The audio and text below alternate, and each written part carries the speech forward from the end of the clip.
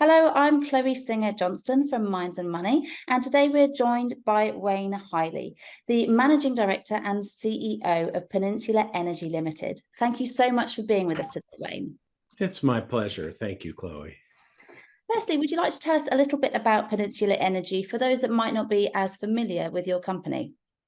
Certainly. Peninsula Energy is an ASX-listed uranium mining company, which has made the decision to restart its Lance projects, which are located in Wyoming in the United States, which is where I reside. The process facilities that we have were constructed in 2015, 2016 timeframe and operated for a period of about 4 years from 2016 to 2019. So when I said we made the decision to restart, that's a genuine restart. We have the plant assets and wellfield assets already in place.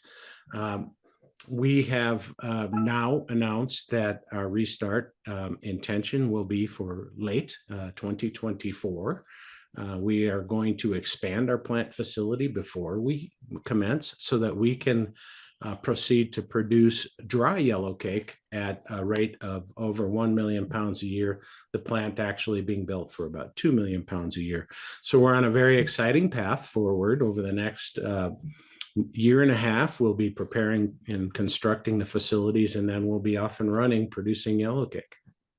That sounds great. And can you tell us a little bit about your varied experience with over 30 years in the uranium mining industry? Right. Well, I actually, came out of college and went straight into the uranium mining industry as a metallurgical engineer.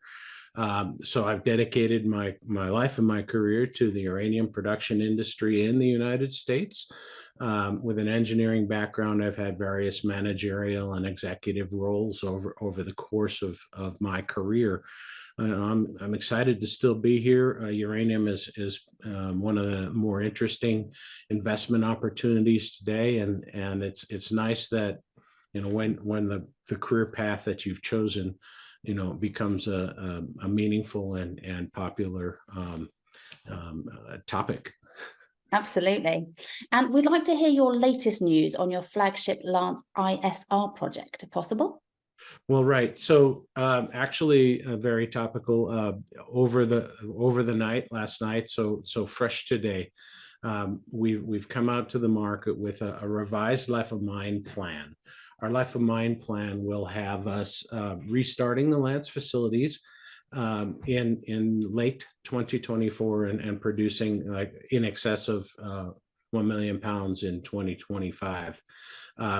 We have shared with the market the capital requirements, our current sources of funding, our funding needs, and a really clear picture of what it's going to take Lance into production on the schedule and what it's going to look like for the future, the next 10 years of production profile. So our release dated August 31st was a very fulsome disclosure of what the Lance projects and Peninsula Energy look like and what the future looks like for us. Well, thank you for sharing your very latest news with us. As a company focused on ESG, can you tell us about your sustainability highlights? Absolutely. Thanks. We brought out a inaugural sustainability report for our 2022 calendar year. And that report highlighted our efforts, to protect the environment, to reward our employees and treat them fairly. So it wasn't just environment, social governance, but also employees. We called it an ESG report, a little more fulsome.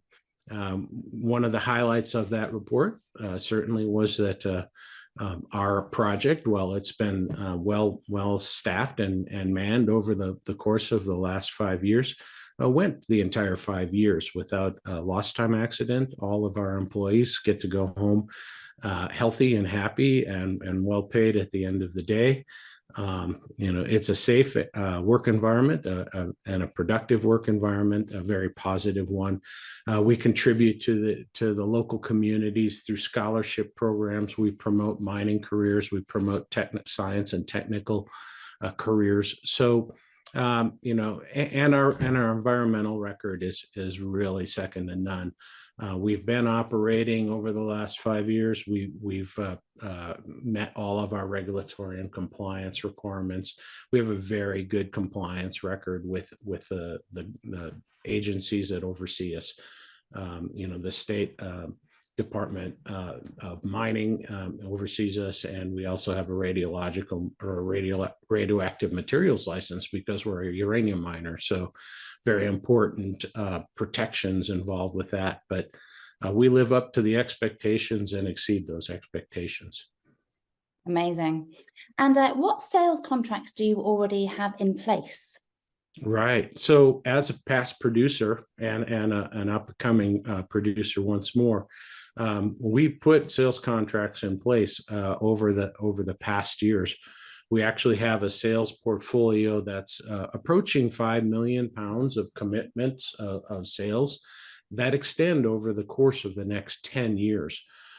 So our portfolio actually extends out to the year 2033, over 5 million pounds, priced very competitively with the current market, which certainly is an interesting market. We have upward trends in the price of uranium, but our contract book is the backbone of our company, because with that, we can support the production decision. We know that we can profitably produce for our contracts, and we can produce extra for the growing market and the growing demand for uranium. So we're excited to have a very solid contract portfolio going out for the next decade to ensure that there's a home for our product and a home that's priced appropriately. And you mentioned before that you're preparing for in-house uranium production. What were the main reasons and benefits of this? Right. So when our facility was first built in the 2015-2016 timeframe, we built what we would traditionally call a satellite facility. We're capable of producing uranium out of the well fields by in situ recovery methods and recovering that uranium on ion exchange resins. But that's where our process stopped. We would ship the resins to a third party for processing into yellowcake. We're bringing that capacity in-house. It's a fundamental technology that our industry knows well, and the people in our company, the employees, have designed and built and operated, full end-to-end uranium production process plants throughout their career. We have some amazing people in our company. We have over 200 years of direct uranium production experience. We know how these circuits work. We built a capital efficient plant at the beginning in the early days. Today, we're looking to expand that plant to free ourselves from reliance on third party, to reduce our costs by producing and doing for ourselves what other people are doing for us. And, really being that independent end-to-end uranium producer, that's the objective of the plant expansions over the next year and a half, that and adding additional front end capacity to the plant so that we can produce up to 2 million pounds per year in the future. Very exciting. Can you talk us through the current supply demand fundamentals for uranium and why that favors a company like Peninsula Energy? Well, I think the uranium market, it's well known, it's been impacted by the war in Ukraine with Russia. Russia and its allied nations have been producing the majority of the uranium that's consumed in the Western world, and not just uranium, but nuclear fuel itself. They take the extra steps to convert uranium to nuclear fuel, and they're major suppliers of nuclear fuel. Well, relationships with Russia have soured, with the Western world. And I'm not speaking out of school here. And the Western world realizes that we need to really step up our own production capabilities. And that starts with uranium. So Peninsula, with an existing facility and a world-class mine, a resource of over 50 million pounds, is in a great position to recommence production. The supply demand fundamentals, just generally, there's over a 40% deficit in supply versus demand on an annual basis, and that's been going on for quite a while. Secondary supplies have stepped in, and we've been using mobile inventories to fill the gap, but that can't go on forever. So what we're seeing now is a steady increasing price in uranium markets, and an expectation that uranium markets could go to $80 or higher in the coming year. As the Western nations find the courage to wean themselves of the Soviet Russian supply, the value of Western produced product will steadily increase. And that's certainly an opportunity for us. We're pleased that about a third of our production capacity over the coming decade is committed to contracts, but that means 2/3 of it can find a home in the open market, and the opportunities in the open market today are tremendous. Most definitely. Well, thank you so much for your time today, Wayne. It's been great to hear all of your news and opportunities. Thank you for taking the time today, Chloe. No problem. For those that would like to find out more, please head to pel.net.au. This interview was brought to you by Mines and Money in association with Red Cloud. Thank you so much for listening. Resourcing tomorrow, accelerating the energy transition. 100+ countries represented.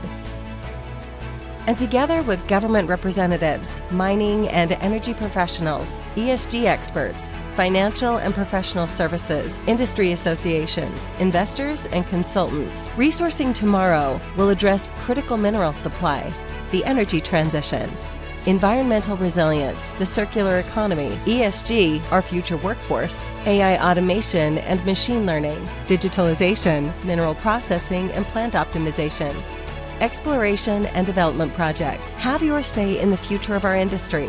Join us for Resourcing Tomorrow from 28 to 30 November 2023. Register today